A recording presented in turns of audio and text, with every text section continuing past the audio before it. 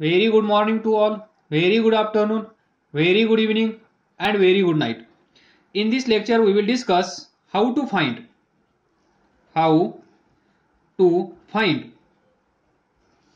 equivalent capacitance of capacitors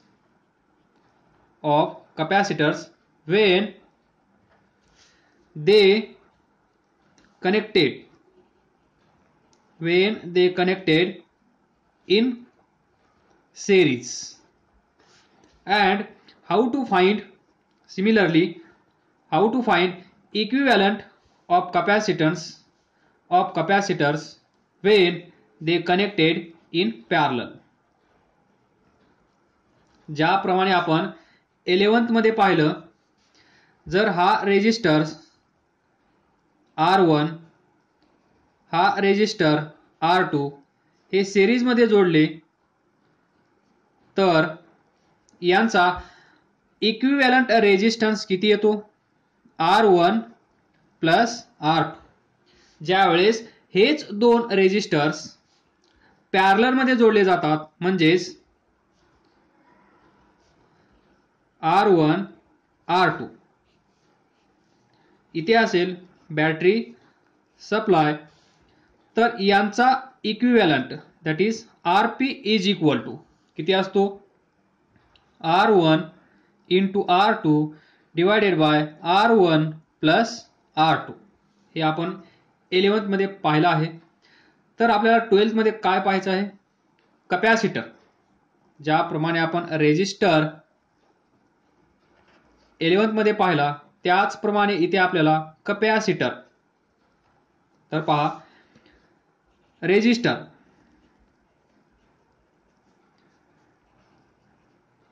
resistance बरोबर इथे असेल आज आपल्याकडे कॅपॅसिटर, त्याला आपण म्हणूया कॅपॅसिटन्स बरोबर. रेजिस्टर डिनोट केला जातो R ने, कॅपॅसिटर डिनोट केला जातो C या लेटरने. तर व्हेरी सिमिलर. तर पहा, याचे जे फॉर्म्युलेज आहेत, जे इक्वेशन्स आहेत ते कसे भेटतील? ज्यावेळेस आपण दोन कॅपॅसिटर सिरीज मध्ये जोडू त्यावेळेस आपल्याला हा फॉर्म्युला भेटेल क्रॉस. ज्यावेळेस आपण दोन कॅपॅसिटर पॅरलल मध्ये जोडू त्यावेळेस आपल्याला भेटेल हा फॉर्म्युला रिव्हर्स. याच्यासाठी हा जेव्हा तिथे कॅपॅसिटर्स असतील त्यावेळेस. तर आपण पाहूया one by one. First series combination.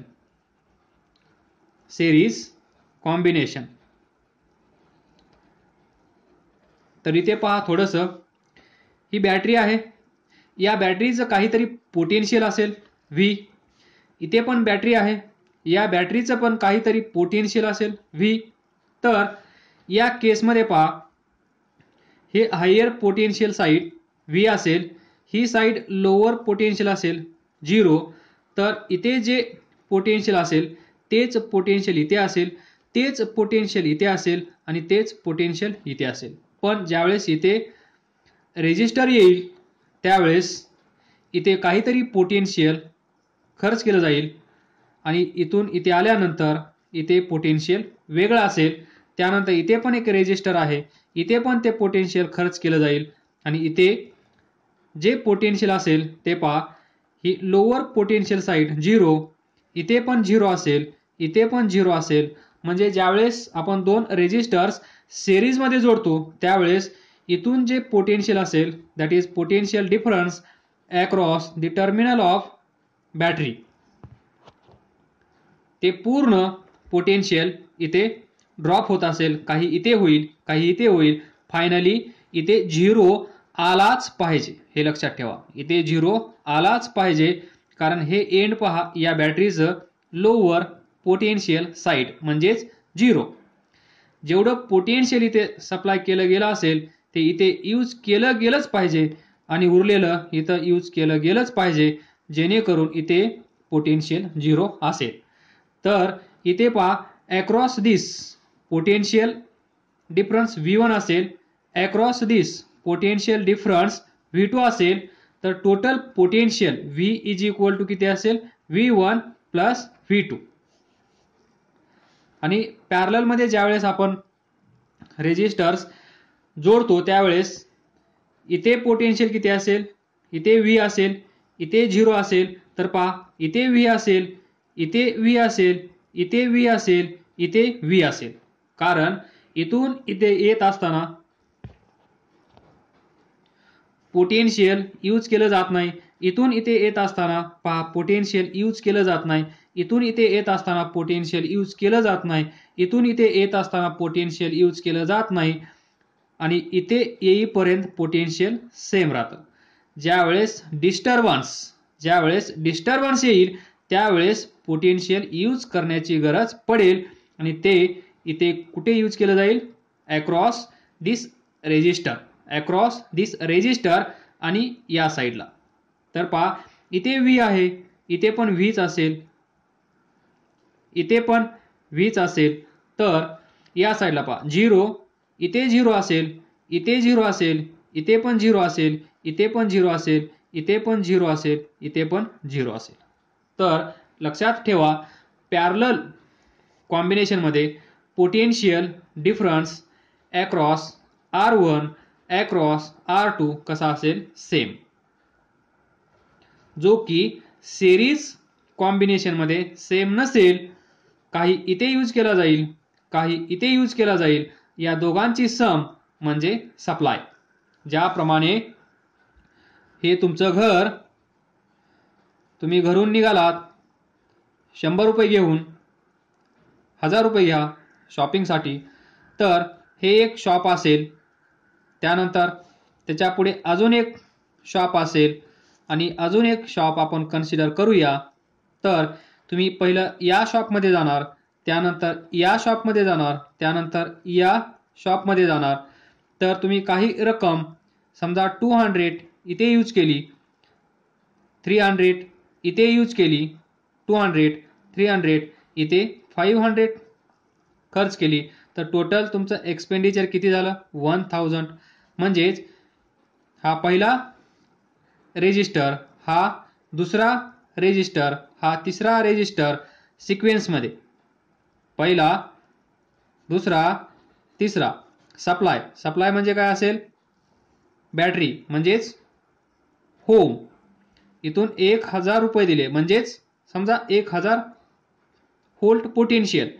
इथे आल्यानंतर तुम्ही किती खर्च केलं, 200 म्हणजेच 200 व्होल्ट.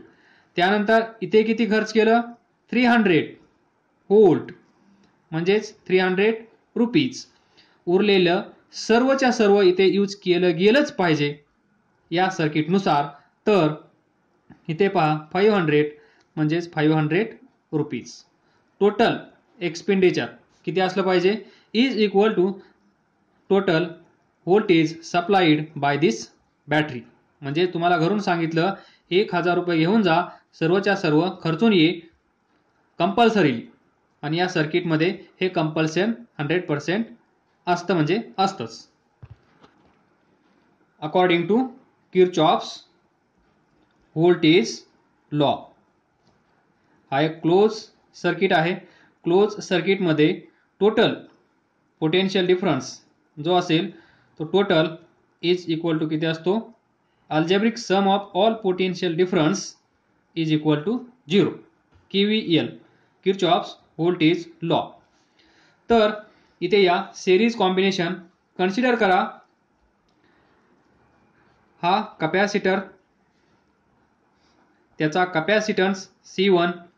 अजून एक कन्सिडर करा, याचा कॅपॅसिटन्स C2. अजून एक कन्सिडर करा, त्याचा कॅपॅसिटन्स C3. तर C1 C2 C3 हे आहेत 3 कॅपॅसिटर ज्यांचा कॅपॅसिटन्स आहे. पहिल्याचा C1, दुसऱ्याचा C2, तिसऱ्याचा C3. नंतर इथे battery supply. Potential of battery is V. तर इथे काय असेल, V. इथे काय असेल, 0. इथे V, इथे V, इथे V, इथे माहीत नाही, इथे माहीत नाही, इथे माहीत नाही, सॉरी इथे माहीत आहे 0, इथे 0, इथे 0.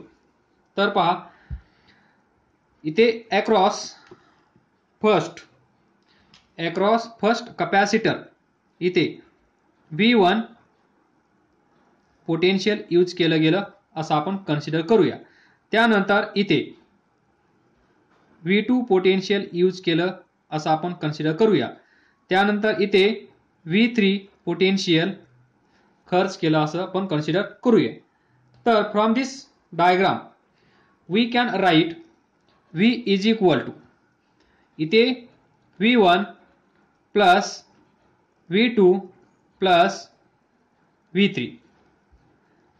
या डायग्राम मध्ये तुम्हाला असं दिसत आहे जेवढा सप्लाय आहे त्यापैकी काही इथे यूज केला गेला आहे, त्यापैकी काही इथे यूज केला गेला आहे आणि उरलेला इथे यूज केला गेला आहे. म्हणजेच V1 plus V2 plus V3 is equal to supply. Equation number 1. तर पहा ज्यावेळेस कॅपॅसिटर्स सिरीज मध्ये जोडले जातात त्यावेळेस इथून निघणारा चार्ज, समजा चार्ज Q, इथे येईल चार्ज Q, इथे येईल चार्ज Q. तर पहा हा चार्ज Q इथे पण तोच आहे, इथे पण तोच असेल, इथे पण तोच असेल, इथे पण तोच असेल, इथे पण तोच असेल आणि टोटल इथे तो आलाच पाहिजे. म्हणजे ज्याप्रमाणे बॅटरीमध्ये आपण पाहिलं, ही बॅटरी असेल, या बॅटरीमधून जेवढा करंट बाहेर येईल तेवढाच करंट इथे आतमध्ये आला पाहिजे.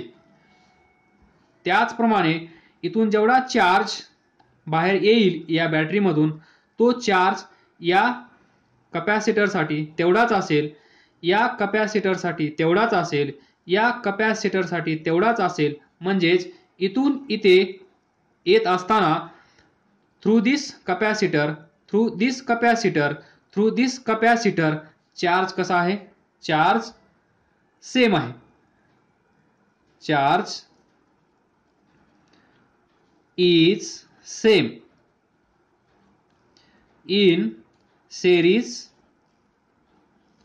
कॉम्बिनेशन. ज्यावेळेस आपण कॅपॅसिटर्स सिरीज मध्ये जोडू त्यावेळेस प्रत्येक कॅपॅसिटर मधून जाणारा चार्ज सेम असेल.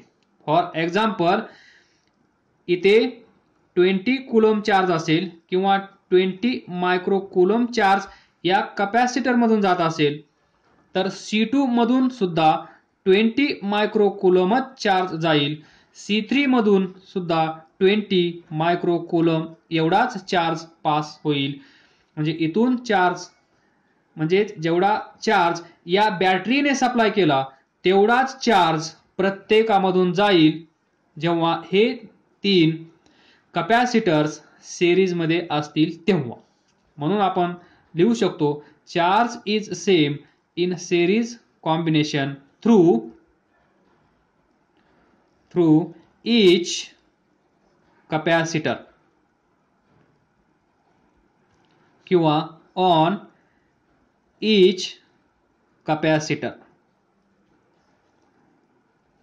आलं लक्षात? कारण ते सिरीज मध्ये आहे.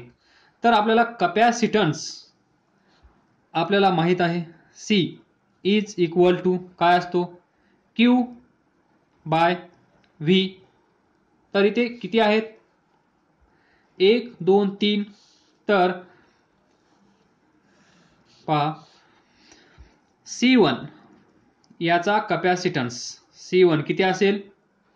Q1 divided by potential difference across this capacitor किती आहे?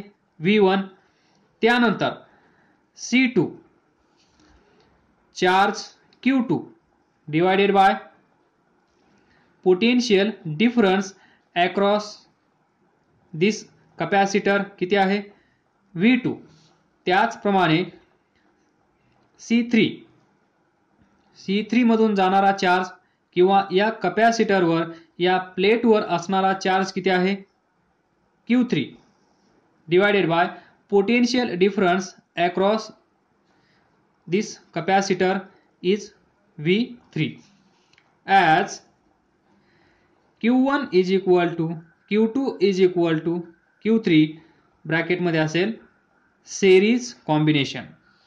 तर हेच फॉर्म्युले आपण असे लिहू शकतो. C1 is equal to Q divided by V1, C2 is equal to Q divided by V2, C3 is equal to Q divided by V3 कारण charge same आहे is equal to Q. तर आपल्याला पाहिजे V1 potential difference across C1, V2 म्हणजे potential difference across C2, V3 म्हणजे potential difference across C3. तर इथून आपण फाइंड करू शकतो V1 is equal to Q divided by C1, इथून V2 is equal to Q divided by C2, इथून V3 is equal to Q divided by C3. तर ही value या इक्वेशन मध्ये आपण पुट करूया. तर V is equal to Q by C1 plus Q by C2 plus Q by C3. तर इथे पहा Q सेम आहे, कॉमन घेऊ शकतो आपण. ब्रॅकेट मध्ये काय असेल 1/C1 plus 1/C2 plus 1/C3 V is equal to. But आपल्याला पाहिजे काय इक्विव्हॅलंट. हे तीन कॅपॅसिटर्स असे वेगवेगळे जोडण्यापेक्षा आपल्याला हे सर्किट रिड्यूस करून असं बनवायचं आहे. हा कॅपॅसिटर आणि ही बॅटरी, एवढं सिंपल याला बनवायचं आहे. म्हणजेच हे तीन कॅपॅसिटर्स इथून गायब होतील. त्या तीन कॅपॅसिटर ऐवजी एकच कॅपॅसिटर येईल. C इक्विव्हॅलंट म्हणजेच या तिघांचा कंबाईन इफेक्ट काय होत असेल तो हा एकटाच प्रोव्हाइड करू शकेल असा आपल्याला एक कॅपॅसिटन्स फाइंड करायचा आहे. त्यालाच आपण म्हणतो equivalent capacitance of this three. तर पहा तो आपण कन्सिडर करूया. या तिघांचा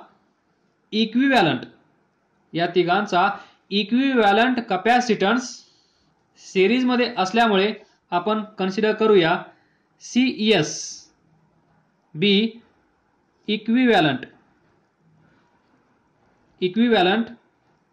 कॅपॅसिटन्स इन सिरीज. बरोबर. Then we can use same formula. CS is equal to charge कसा असेल सेम. हे तीन यूज करा किंवा या तिघांच्या जागेवर हा एकटा यूज करा. बॅटरी तीच आहे. इक्विव्हॅलंट कॅपॅसिटन्स तोच असेल. इथून जेवढा चार्ज निघेल तेवढा इथून निघालेला असेल. म्हणजे हाच चार्ज इथे असेल. चार्ज मध्ये फरक पडणार नाही. तर Q divided bye potential difference. मग पोटेन्शियल डिफरन्स इथे जो असेल V तोच पोटेन्शियल डिफरन्स इथे असेल कारण तीच बॅटरी आपण यूज करत आहोत. आणि पहा इथे V असेल, इथे 0 असेल, इथे V असेल, इथे 0 असेल. म्हणजे हा जो इक्विव्हॅलंट कॅपॅसिटन्स आहे, हा जो कॅपॅसिटर आहे ज्याचा इक्विव्हॅलंट कॅपॅसिटन्स याच्या बरोबर आहे, त्याच्या अक्रॉस पहा पोटेन्शियल डिफरन्स किती आहे V minus 0 is equal to V, जो की ही बॅटरी सप्लाय करत आहे. इथे पण तीच बॅटरी सप्लाय करत आहे. That is V1 plus V2 plus V3 is equal to potential supplied by this battery. म्हणजेच इथे Q डिवायडेड बाय V. यालाच आपल्याला काय करायचं आहे V फाइंड करायचं आहे. Q divided by CS. Equation number 2. Equation number 3 द्या, याला इक्वेशन नंबर 2 द्या. तर पहा, हा V म्हणजे हा V. तर हे इथे ठेवा, म्हणजेच या इक्वेशनची लेफ्ट साइड V आहे, that is potential supplied by battery. इथे पहा, या इक्वेशनची लेफ्ट साइड पहा, V आहे, that is potential supplied bye same battery. त्यामुळे या दोन इक्वेशनच्या लेफ्ट साइड सेम असतील तर राईट साइड पण सेम असायला हव्यात.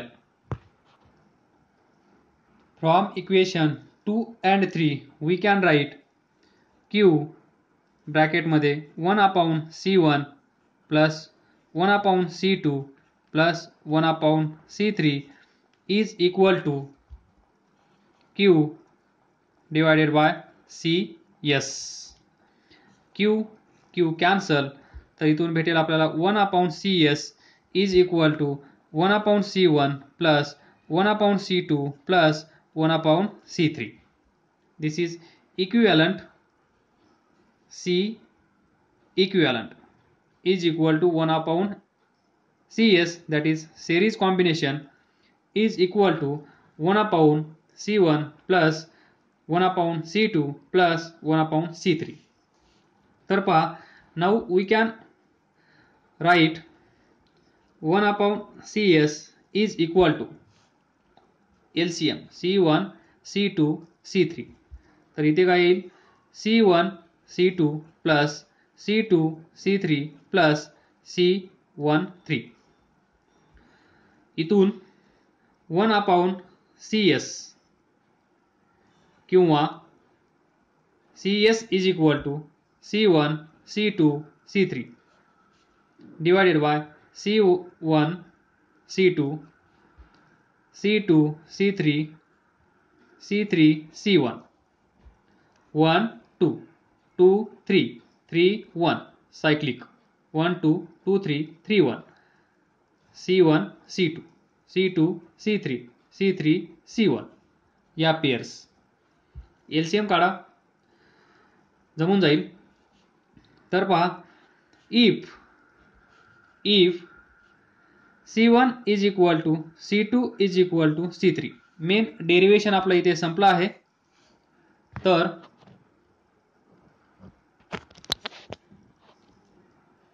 पहा, मेन डेरिवेशन इथेच आपलं संपलं आहे. आपण एक case, general case, special case derive करत आहोत. C1 is equal to C2 is equal to C3 असेल तर काय होईल इथे, इथून पहा, C1 C2 C3 काय होईल, CQ divided by C1 C2 म्हणजेच काय, C square C square C square, इथे C स्क्वेअर, इथे C स्क्वेअर, इथे C स्क्वेअर. मग काय येईल, if C1 is equal to C2 is equal to C3 then CES is equal to C cube upon C square plus C square plus C square म्हणजेच 3C square. C square cancel, C/3. समजा जर दोनच capacitor असतील तर काय होईल, 1/CS is equal to, जर दोन कॅपॅसिटर असतील तर 1/CS is equal to 1/C1 plus 1/C2. C3 नसेल त्यावेळेस हा फॉर्म्युला तयार होईल. तर 1/CS is equal to C1 C2 C1 plus C2 बरोबर. CES is equal to C1 C2 divided by C1 plus C2, correct. Then if, हेच logic इथे use करा, if C1 is equal to C2 तर CS काय येईल, C square divided by 2C, एक C cancel होईल, तर इथे आन्सर काय असेल, C/2. जर दोन कॅपॅसिटर्स असतील तर CS that is equivalent capacitance काय असेल, C/2. म्हणजे value it's value divided by number of capacitors. इथे पहा, जेव्हा 3 होते त्यावेळेस आपल्याला काय फॉर्म्युला भेटला, CS is equal to C/3, that is equivalent capacitance. ज्यावेळेस C1 C2 C3 सेम असतील त्यावेळेस काय आला, C/3, म्हणजेच it's value divided by number of capacitors. जर 4 असते, 4 कॅपॅसिटर्स अवेलेबल असते आणि ते सिरीजमध्ये जोडलेले असते, तर CS इज इक्वल टू काय आला असता, C/4 ला डिवायडेड बाय 4. 5 असते तर C/5, 6 असते तर C/6 आणि n असते तर CS is equal to C/n. ही आहे जनरल केस. तुम्हाला हा फॉर्म्युला लक्षात ठेवायचा आहे. म्हणजे कितीही देऊ द्या, मग 100 देऊ द्या, 50 देऊ द्या, 70 देऊ द्या, त्यांची व्हॅल्यू पाहायची. 2 मायक्रोफॅरड डिवायडेड बाय किती आहेत, 7 डिवायडेड बाय 7. 2/7 असेल equivalent capacitance when they are connected in series.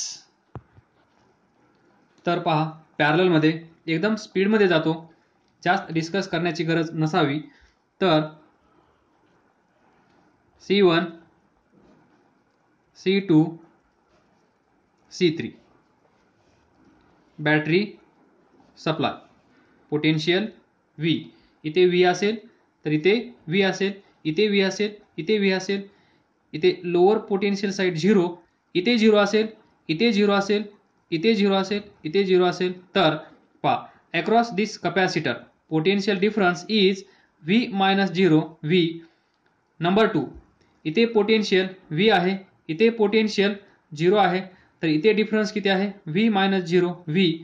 इथे पोटेन्शियल V आहे, इथे पोटेन्शियल 0 आहे, तर इथला डिफरन्स किती आहे, V-0 V. That is potential difference in parallel combination is same. But charge, इथून निघणारा चार्ज, इथे चार्ज येईल Q, इथे चार्ज येईल Q, हा चार्ज Q सेम नसेल. आता इथे चार्ज जाईल Q1, त्यानंतर इथे जाईल Q2, इथे जाईल Q3, इथे असेल Q1. तर या केसमध्ये पॅरलल मध्ये तुम्हाला काय करावं लागेल, charge, total charge supplied by battery is Q is equal to, काही चार्ज इथे गेला Q1, काही चार्ज इथे गेला Q2, काही चार्ज इथे गेला Q3. हे इक्वेशन लक्षात ठेवावं लागेल पॅरलल कॉम्बिनेशन साठी. आलं लक्षात? Then we know that C is equal to Q/V. तर इथून Q is equal to CV, बरोबर. पहिल्या कॅपॅसिटर साठी काय असेल, Q1 is equal to C1 V1. त्यानंतर दुसऱ्यासाठी काय असेल, Q2 is equal to C2 V2. तिसऱ्यासाठी काय असेल, Q3 is equal to C3 V3. स्पीडमध्ये जात आहे, नाही समजलं तर विचारा. तर हे 3 इक्वेशन्स या इक्वेशन मध्ये ठेवा. Q is equal to C1 V1 plus C2 V2 plus C3 V3. या साईडला काय असेल, इक्विव्हॅलंट, म्हणजेच Q is equal to C equivalent into V. तर हा पण इथे ठेवून द्या. C equivalent is equal to C1 V, C1 V1 plus C2 V2 plus C3 V3. But potential difference across each capacitor, potential difference across each capacitor is same. V1 is equal to V2 is equal to V3 is equal to V, we can write. So C equivalent V is equal to C1 V plus C2 V plus C3 V. V V V V cancel, common घ्या, cancel होईल. मी direct cancel केला आहे. तर C equivalent is equal to C1 plus C2 plus C3. म्हणजेच simply add करायचं आहे parallel मध्ये. इथे लिहा Cp is equal to C1 plus C2 plus C3. This is equivalent capacitance when they are connected in parallel.